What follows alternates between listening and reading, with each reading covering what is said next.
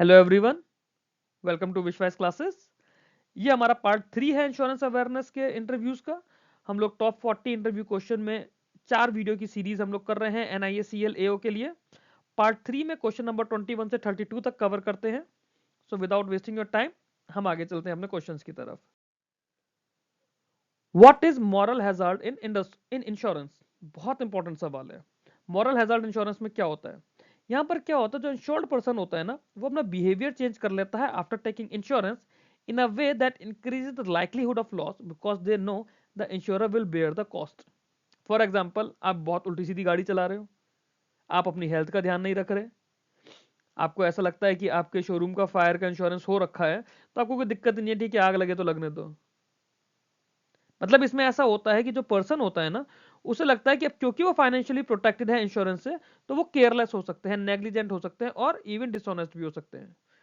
For example, a person may take less care of a vehicle after buying motor insurance और may exaggerate a claim. मतलब वो claim भी ज्यादा करा सकता है। बहुत से लोग होते हैं, अपनी गाड़ी ली, गाड़ी की मान लो गाड़ी की एक हेडलाइट ठुक गई, वो दूसरी हथौड़ा मार के ठोक देंगे, बोलेंगे कि जी क्लेम दो।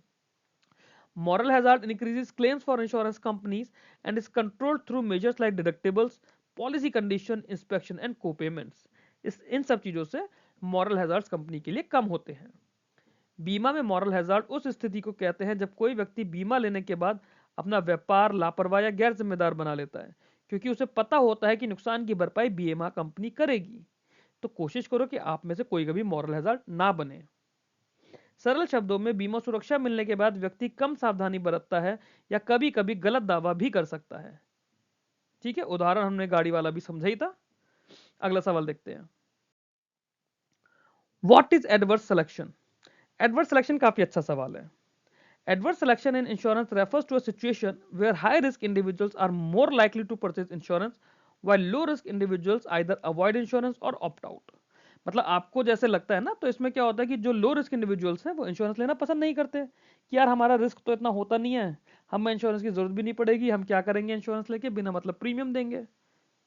बट कंपनी के लिए तो लो लो रिस्क इंडिविजुअल्स अच्छे होते हैं ना, क्योंकि उससे कंपनी को प्रीमियम मिलेगा, कंपनी को पैसा मिलेगा, बट क्लेम कम देना पड़ेगा। बट एक्चुअली में क्या है, जो हाई रिस्क इंडिविजुअल्स होते हैं वो ज्यादा लाइकली होते हैं इंश्योरेंस खरीदने के लिए। उन्हें ऐसा लगता है कि भैया हमारा रिस्क कवर रहे। This happens because the insurer does not have complete information about the risk profile of the insured at the time of policy issuance. अब इंश्योरेंस कंपनी को तो नहीं पता ना कि जो इंसान पॉलिसी खरीद रहा है उसका रिस्क प्रोफाइल कैसा है, वो कंपनी के लिए अच्छा है या बुरा है। As a result, the insurance pool contains higher proportion of risky policy holders, leading to higher claims and losses for the insurer. Adverse selection is controlled through underwriting, medical test, risk-based premium pricing and disclosure requirements. ये कुछ कुछ चीजें हैं जिससे हम adverse selection को control कर सकते हैं। अंडरराइटिंग में अगर हम लोग अच्छे से अंडरराइट करें, अच्छे से पॉलिसी की सारी टर्म्स एंड कंडीशन देखें एज अ कंपनी, तो एडवर्स सिलेक्शन को कंट्रोल कर सकते हैं। मेडिकल टेस्ट करें अगर हेल्थ इंश्योरेंस में, जैसे जब मैं इंश्योरेंस कंपनी में था, तब एक कोई मेरे नोन थे, ठीक है, मेरे घर के आसपास ही रहते थे, मैं जनरल इंश्योरेंस कंपनी में था। वो मुझसे चाहते थे कि वो अपनी बेटी की या बेटे के आंखों का ट्रीटमेंट करा लें और मेरे इंश्योरेंस कंपनी से उसका बिल में रियम्बर्स करा दूं। मैंने कहा भाई ये तो पॉसिबल नहीं है, ऐसे मैं कैसे करा दूंगा, और आपका इंश्योरेंस कहाँ से मुझे क्या पता। तो उनका कहना था कि भाई मेरी कंपनी का वो इंश्योरेंस खरीद लेंगे और कुछ दिनों बाद वो अपना ट्रीटमेंट करा के मेरी कंपनी से बिल रियम्बर्स करा लेंगे। मैंने साफ मना कर दिया, भाई एक तो वो मेरे मॉरल्स के अगेंस्ट है। इंश्योरेंस में हम रिस्क कवर करते हैं। रिस्क होता है जो आने वाले समय में कुछ आपके साथ नुकसान हो जाए। जो पहले से आपके साथ दिक्कत है वो रिस्क नहीं है, वो तो आप अपना खर्चा बचा रहे हो। तो वो अगर मैं उनका इंश्योरेंस करवाता तो वो एक तरह से एडवर्स सिलेक्शन हो जाता, क्योंकि मैंने अपनी अंडरराइटिंग प्रिंसिपल्स का ध्यान रखते हुए मैंने कहा कि नहीं, मैं ऊट पटांग इंश्योरेंस किसी का नहीं करूंगा। सिर्फ टारगेट पूरा करने के लिए मैं कर दूं और अपनी कंपनी का नुकसान करा लूं, नोइंगली कि मुझे पता है वो इंसान गलत करेगा, तो नहीं, मैं ऐसा नहीं करूंगा। तो ये हमारा एडवर्स सिलेक्शन होता है। अगला सवाल देखते हैं। बहुत इंपॉर्टेंट सवाल है, बहुत ज्यादा important. What is the difference between insurance and assurance? Why is the word assurance used in the new India assurance company limited? New India insurance नहीं है, न्यू इंडिया एश्योरेंस है। अब एक चीज समझो, जो एश्योरेंस होता है ना, एश्योरेंस होता है लाइफ का, इंश्योरेंस होता है बाकी सबका। अश्योरेंस मतलब से अश्योरिटी मिलती है। अश्योरेंस शब्द क्या है? ये आपको अश्योरिटी करता है, तो ये आपके लाइफ के रिस्क को कवर करता है, बट बाकी सब केसेस में आपका यूजुअली इंश्योरेंस होता है। अब न्यू इंडिया अश्योरेंस कंपनी की अगर बात करें तो इसके हिस्टोरिकल रीजंस है। तो जब कंपनी बनी थी ना साल 1919 में, उस समय इंश्योरेंस और अश्योरेंस दोनों ही शब्द इंटरचेंजेबली यूज होते थे। और उस समय लाइफ इंश्योरेंस और जनरल इंश्योरेंस के बीच में डिस्टिंक्शन बहुत ज्यादा क्लियरली डिफाइंड नहीं था। ऑल्दो नाम में वर्ड जरूर अश्योरेंस है, but new India assurance company जो है एक जनरल इंश्योरेंस कंपनी है, लाइफ इंश्योरेंस कंपनी नहीं है। ये नॉन लाइफ प्रोडक्ट देती है जैसे motor, health, fire, marine and engineering insurance, और जनरल इंश्योरेंस के रेगुलेटरी फ्रेमवर्क के हिसाब से काम करती है। ये आपका अश्योरेंस का काम नहीं करती है। नाम में अश्योरेंस है क्योंकि पीछे जब कंपनी बनी थी तब इंश्योरेंस और अश्योरेंस नामों में फर्क नहीं होता था, बट एक्चुअली में जो अश्योरेंस होता है वो हमारा लाइफ इंश्योरेंस के लिए होता है। अश्योरेंस में एक अश्योरिटी मिलती है, इंश्योरेंस में क्या आप रिस्क कवर कर रहे हो, क्योंकि लाइफ में तो रिस्क आप कैलकुलेट नहीं कर सकते ना कितना रिस्क है आपकी लाइफ का, या आपकी लाइफ में कितना फाइनेंशियल नुकसान होगा, इसलिए वहां पे अश्योरेंस दिया जाता है। अगला सवाल देखते हैं। When was NIACL established? अब इसका आंसर तो हमने पीछे वाले आंसर में ही पढ़ लिया, साल 1919 में हुई थी, और ये इंडिया की सबसे पुरानी और लार्जेस्ट जनरल इंश्योरेंस कंपनीज में से एक है। NIACL को कौन ओन करता है? ये भी हमें पता है कि NIACL जो है government of India owned public sector undertaking है। इसके फंक्शन क्या है? ये मिनिस्ट्री ऑफ फाइनेंस के अंडर फंक्शन करती है and operates with a strong public service mandate. तो ये तो सीधी सी बात है, इसमें तो कुछ इतना समझने का नहीं है कि गवर्नमेंट कंपनी है भाई, जब पब्लिक सेक्टर है तो इसकी शेयर होल्डिंग गवर्नमेंट के पास है। कितनी शेयर होल्डिंग है वो इंटरव्यू में नहीं पूछते, बट NIACL का I think 100% government of India के पास है। एक बार प्लीज आप लोग NIACL की वेबसाइट से कंफर्म करिएगा। दूसरा, NIACL के जो चेयरमैन है, चेयरमैन का नाम आप लोगों को देखना है, और MD/CEO जो भी है इनके नाम आप लोगों को देखने हैं। ये दोनों तीनों नाम देख लीजिएगा। इनका हेड ऑफिस जो है मेरे ख्याल से मुंबई में है, जहां तक मुझे याद है NIACL is based in Mumbai. NIACL के मेजर प्रोडक्ट्स क्या हैं? कंपनी मोटर इंश्योरेंस देती है, हेल्थ इंश्योरेंस देती है, फायर इंश्योरेंस देती है, मैरीन इंश्योरेंस देती है, इंजीनियरिंग इंश्योरेंस देती है, लायबिलिटी इंश्योरेंस देती है। तो जो भी हमारे जनरल इंश्योरेंस प्रोडक्ट्स होते हैं ना, वो ये हमारी पब्लिक सेक्टर कंपनीज देती हैं। These products cater to individuals, businesses and government entities. अगला सवाल देखते हैं। Next question is, what is the market role of NIACL in India? NIACL का मार्केट रोल इंडिया में क्या है? NIACL plays a leading role in the Indian general insurance market। ठीक है, क्योंकि जनरल इंश्योरेंस कंपनी है तो जनरल इंश्योरेंस मार्केट में एक इसका लीडिंग रोल है। क्यों? क्योंकि जब हमने बोला ये इंडिया की सबसे बड़ी कंपनी है तो it is because of its large market share, wide branch network and strong financial base. It is actively involve in government insurance schemes and social sector insurance enduring wider coverage. ठीक है, तो मतलब इसका market share ज़्यादा है, बड़ी company है, बहुत सारा इसका ब्रांच नेटवर्क है, फाइनेंशियल बेस अच्छा है, तो ये गवर्नमेंट इंश्योरेंस स्कीम में और सोशल सेक्टर इंश्योरेंस में एक्टिवली इन्वॉल्व है। ये इसका मार्केट का रोल है न्यू इंडिया इंश्योरेंस का। NIACL भारतीय सामान्य बीमा बाजार में अग्रणी भूमिका निभाती है। इसके पास व्यापक शाखा नेटवर्क, मजबूत वित्तीय स्थिति और सरकारी योजनाओं में सक्रिय भागीदारी है, जिससे बीमा कवरेज का विस्तार होता है। ठीक, अगला सवाल चलते हैं। Why does India need strong public sector insurers? बहुत ज्यादा बहुत ज्यादा इंपॉर्टेंट सवाल है ये। इंडिया को public sector strong public sector insurance क्यों चाहिए? India needs strong public sector insurance to ensure financial inclusion. बहुत इंपॉर्टेंट वर्ड है हर इंटरव्यू के लिए आपका, फाइनेंशियल सेक्टर से related financial inclusion, affordable insurance and trust based services. जब पब्लिक सेक्टर की बात आ जाती है तो वहां पे हम ट्रस्ट ज्यादा करते हैं। कहते हैं ना कि सरकारी कंपनी है तो उस पर भरोसा ज्यादा करो, उस पर ज्यादा भरोसा किया जाता है, क्योंकि प्रॉफिट ड्रिवन नहीं होती, एम होता है पब्लिक का welfare. Public insurance support rural areas, social security schemes and high risk sectors where private players में हेजिटेट। प्राइवेट प्लेयर्स यहाँ पे मतलब प्राइवेट कंपनीज की बात हो रही है। भारत को मजबूत सार्वजनिक क्षेत्र की बीमा कंपनियों की आवश्यकता है ताकि वित्तीय समावेशन, सुलभ बीमा और भरोसेमंद सेवाएं सुनिश्चित की जा सके।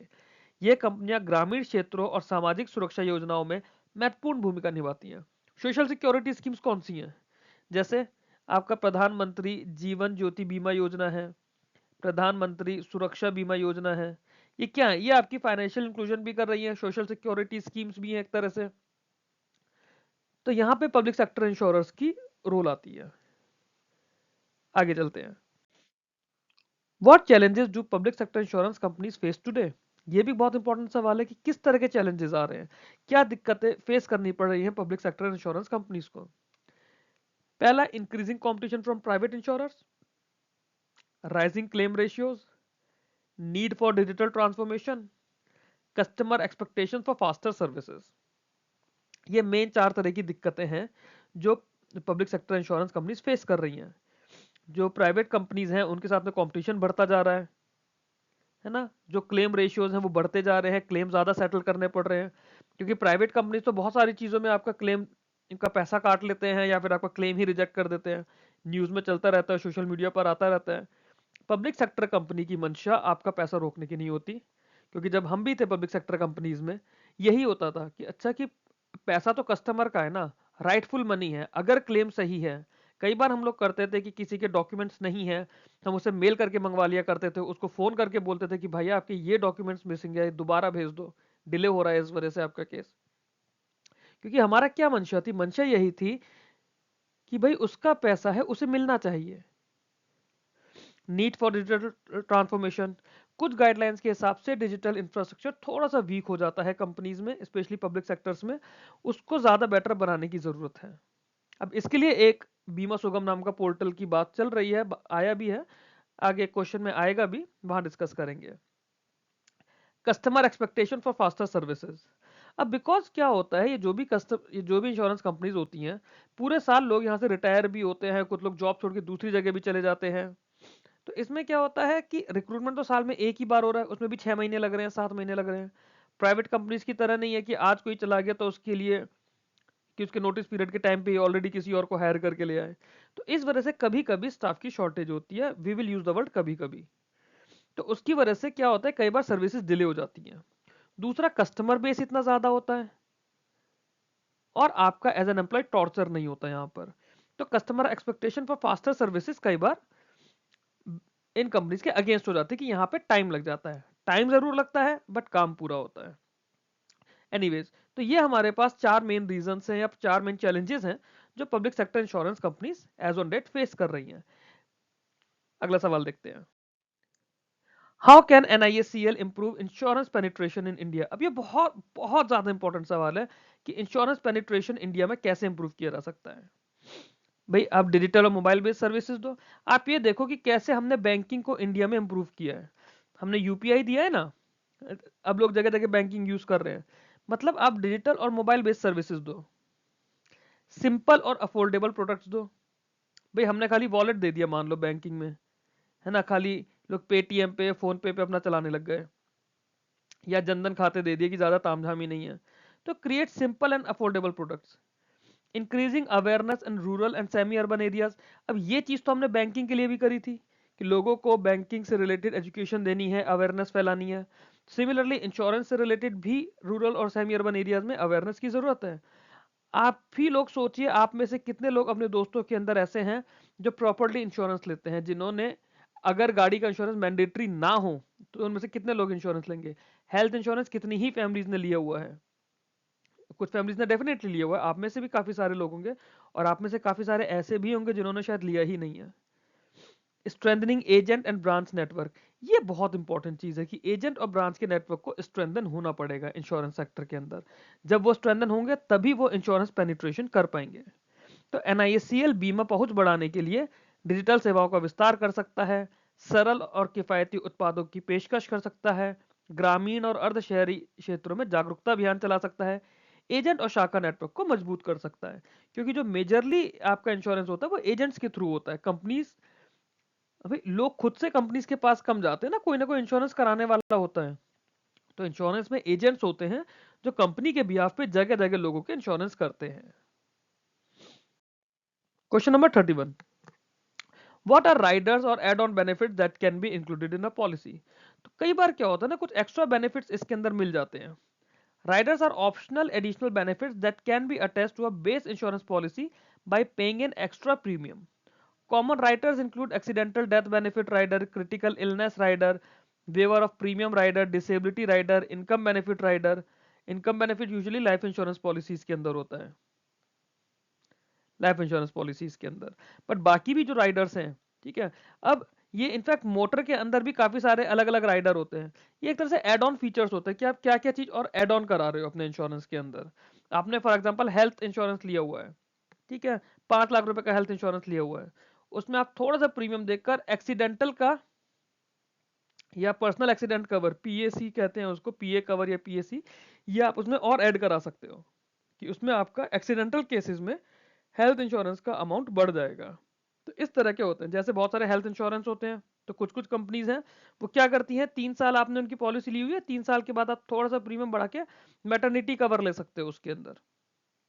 तो इस तरह से हेल्थ इंश्योरेंस पॉलिसीज के अंदर या मोटर इंश्योरेंस पॉलिसीज के अंदर अलग अलग चीजें ऐड होने लगती हैं, उन्हें हम राइडर्स बोलते हैं। What is risk pooling? Risk pooling एक बहुत ज्यादा इंपॉर्टेंट सब्जेक्ट है इसमें। तो रिस्क पूलिंग क्या होता है? It is a process where risk of many individuals are combined so that losses of a few are shared by many. This principle makes insurance economically viable and affordable. क्या मतलब हुआ इसका? तो इसके अंदर क्या होता है ना कि बहुत सारे लोग मिलकर छोटा छोटा छोटा करके प्रीमियम देते हैं, ठीक है। तो जैसे कंपनी है, कंपनी ने अपने लेवल पे क्या कर रखा है, मल्टीपल लोगों को एक ग्रुप उसने बना रखा है ना, कुछ पर्टिकुलर चीजों के हिसाब से उनके कुछ पर्टिकुलर कैरेक्टरिस्टिक्स ले लिए, जैसे पर्टिकुलर एज ग्रुप का, पर्टिकुलर हेल्थ ग्रुप का, इस तरह से कुछ उनका वो ले लिया।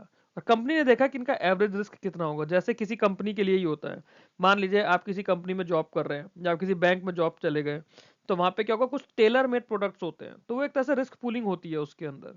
इसमें क्या होता है कि एक इंडिविजुअल का रिस्क नहीं होता है ना, इसमें पूरे ग्रुप का एक तरह से इंश्योरेंस कर दिया गया है। जब पूरे ग्रुप का इंश्योरेंस एक तरह से हो गया है, उसमें प्रीमियम सबसे लिया जाएगा, थोड़े कम रेट्स का लिया जाएगा, और यह माना जाएगा कि सबको एक साथ वो दिक्कतें नहीं आएंगी। कि अगर 100 लोगों को मैंने एक रिस्क पूल बना दिया, 100 में से मे बी 1 या 2 लोगों को इंश्योरेंस का इशू आ सकता है, मतलब उन्हें इंश्योरेंस क्लेम करना पड़ सकता है। तो इसमें क्या होता है, इंडिविजुअल रिस्क ना करके जो पूरा ग्रुप है, पूरे ग्रुप में वो रिस्क बट गया है, तो इससे क्या होगा, जो लॉसेस होते हैं वो कंपैरेटिवली कम हो जाएंगे, एज अ कंपनी वो लॉसेस कम हो जाएंगे। क्लियर? नहीं समझ आता आप मेरे को टेलीग्राम पे पिंग करिए, बिल्कुल हम लोग इसको वहां डिस्कस करेंगे। तो फ्रेंड्स, ये मेरा थर्ड वीडियो था इस चीज पर। ये मेरे टेलीग्राम चैनल का लिंक है, आप लोग मेरे टेलीग्राम ग्रुप में फॉलो कर सकते हैं। इसके अलावा मेरा मेन टेलीग्राम है, जिसको आप अगर विश वाइज क्लासेस के नाम से सर्च करेंगे, विश वाइज क्लासेस के नाम से आप अगर सर्च करेंगे टेलीग्राम पे, तो आपको मैं मिल जाऊंगा। वीडियो आपको अच्छा लगा है तो इसे प्लीज़ लाइक कीजिए, चैनल को सब्सक्राइब कीजिए, बेल आइकन प्रेस कीजिए। कुछ भी अगर आपको इन वीडियो से रिलेटेड इन्फॉर्मेशन चाहिए, आप कमेंट करके मेरे चैनल के साथ आप अपडेट रह सकते हैं। टेलीग्राम ग्रुप के अंदर मैं आपको डायरेक्टली गाइड करता हूँ, ऑडियो मैसेजेस के थ्रू, ऑडियो कॉल्स के थ्रू। हम लोग वॉइस चैट करते हैं, जहाँ पे मॉक इंटरव्यूज हमने रिसेंटली अभी IBPS PO के लिए करे थे। NIACL के इंटरव्यू डेट्स आने के बाद हम वहाँ पर भी ये चीज़ शुरू करेंगे। ज्वाइन कीजिए, you are going to love it. जो इंटरव्यू हेजिटेशन है वो आपका रिमूव हो जाएगा। Thanks for watching with me.